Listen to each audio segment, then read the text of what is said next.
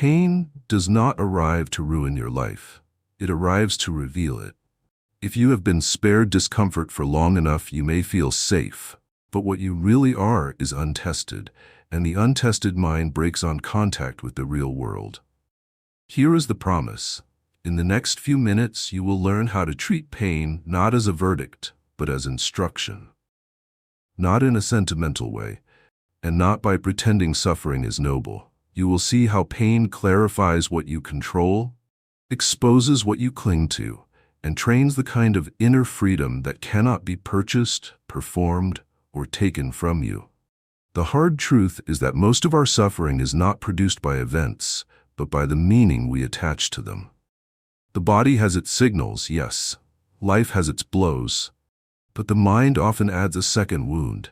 The story that this should not be happening, that it is unfair, that it proves we are failing. The Stoics spoke about this with a quiet bluntness. It is not the thing itself that shakes us, but our judgment about the thing. That idea sounds simple until it touches your actual life, your inbox, your family, your health, your reputation. Then it stops being a quote and becomes a choice you must make in the moment. Consider how modern life trains us in the opposite direction. A notification flares, a criticism lands, a plan collapses, and immediately the mind reaches for relief. Distraction, reassurance, revenge, numbness. We call it coping, but often it is avoidance, dressed in respectable clothing. A person receives a harsh comment on their work and spends the evening refreshing responses, rewriting the past, rehearsing arguments. Nothing has changed except their inner weather, which has become a storm they keep feeding. Pain arrived as information, perhaps about a skill to improve, perhaps about a boundary to set, but it was converted into identity. I am not enough. Now the first reversal. Pain is not only a warning, it is also a compass. Pleasure tells you what you like. Pain tells you what matters. It marks the places where your values are real rather than theoretical. If you feel the sting of betrayal, it is because loyalty matters to you. If you feel the ache of failure, it is because excellence matters to you. If you feel grief, it is because love was not an idea, but a living bond. The mistake is not that pain appears. The mistake is that we interpret it as proof that life has gone wrong, instead of evidence that life is being lived with stakes. Watch how this works in a familiar setting. Anxiety before a difficult conversation. You want to speak honestly to someone you care about, but you fear conflict, rejection, misunderstanding. The stomach tightens, the mind searches for excuses, and suddenly silence seems like maturity. Yet silence is often only fear wearing polite manners. The discomfort is not your enemy. It is the price of integrity. Pain, in this case, is a teacher pointing toward courage. It is telling you with absolute precision where your freedom is being negotiated away. Another hard truth. Comfort, when made into a goal, quietly weakens you. It makes you impatient with slow progress, intolerant of uncertainty, and shocked by ordinary hardship. Many people do not fear pain itself as much as they fear the idea that pain will be meaningless. But meaning is not found by demanding a painless life. It is built by meeting difficulty with a mind that refuses to be reduced. Marcus Aurelius wrote to himself in the language of practice, not performance. You have power over your mind, not outside events. It is not a spell, it is training, and training is by nature uncomfortable. You can see this in how people approach failure. In public, failure is treated as humiliation. In private, it is often treated as a secret stain.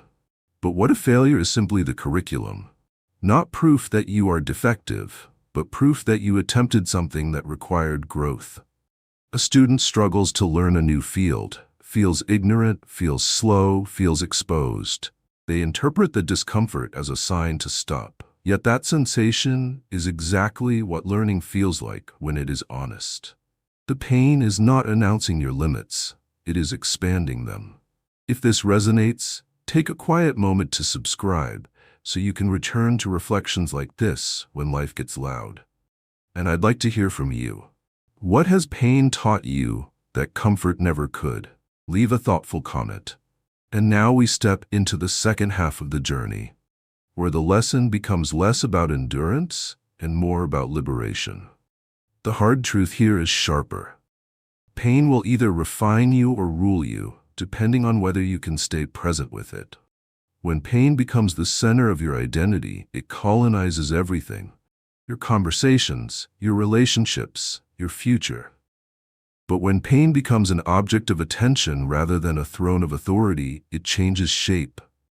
Not because it disappears, but because you stop granting it the power to define what you are. The Stoic move is not denial. It is separation. This sensation is here. This event occurred, and yet my deepest self is still mine to govern. This brings a second reversal. Control is not a cage, it is a key. Many people here focus on what you can control and imagine a shrinking life, a narrowing of ambition. In truth, it is the opposite. When you stop trying to command what was never yours, other people's choices, the past, the random weather of fortune, you recover the energy to command what is yours: your attention, your response, your standards, your willingness to begin again. Pain becomes the moment you stop bargaining with reality and start collaborating with it. A practical example: think of the way rejection feels in the age of constant comparison. A job application is ignored, a message goes unanswered, a relationship ends without the closure you wanted. The mind hunts for explanations and often finds the cruelest one: I am unworthy. But rejection is frequently about timing, fit, capacity, circumstance, things outside your command. Your teacher here is the sensation of wanting to chase certainty. If you can endure that craving without obeying it, you practice a rare form of strength, the ability to live without guaranteed outcomes. That is freedom, not indifference. Another hard truth: some pains do not offer quick lessons. They offer slow ones, written over months, sometimes years. Grief is the clearest example. It does not behave like a problem to solve. It behaves like a landscape you must learn to walk through. And yet, even grief, when met honestly, teaches a severe kind of wisdom: that love is not safe, that attachment is not a contract, that life is not arranged around our preferences.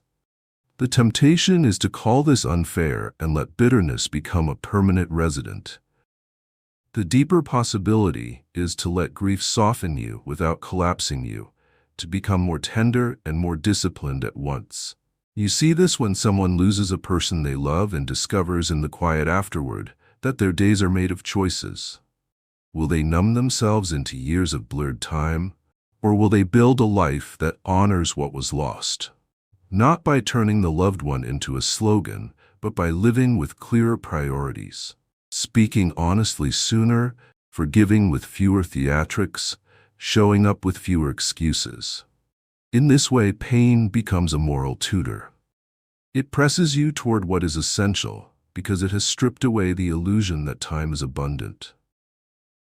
Here is another reversal, perhaps the most important.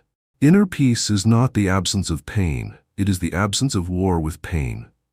Peace is the mind that can say, "This hurts," without adding, "and therefore I cannot live well." It is the dignity of a person who feels deeply and still chooses wisely. Anxiety often demands that you predict, control, and secure the future before you allow yourself to breathe. But breathing is not a reward you earn by perfect foresight. It is a practice you keep, especially when foresight fails. Try this in an ordinary moment. You are criticized unfairly. The first impulse is to defend, to correct, to win. But you pause. You ask, is my goal truth or dominance? Is my fear about the issue or about my image? You might still respond firmly, even sharply. Stoicism is not passivity. But the pain of being misunderstood becomes a signal to return to your principles rather than your pride. The teacher is not the critic. The teacher is the moment you notice your own mind reaching for spectacle. The final hard truth is that pain is inevitable, but the person you become in response is not. Life will not stop testing you. The question is whether you will treat each test as an insult or as instruction. Not because suffering is good, but because it is real, and reality is where character is forged. Pain teaches when you stop asking it to justify itself and start asking yourself a better question. What does this require of me, now, at my best? If you can take one thing with you, let it be this quiet discipline. Do not waste your pain by making it only a wound. Let it become an education. Let it strip away what is false, strengthen what is steady, and reveal what you are capable of when comfort is no longer negotiating on your behalf. And when the next difficult moment arrives, as it will, meet it with this thought, simple and severe. Pain is not the end of your peace. It is the place where your peace is proven.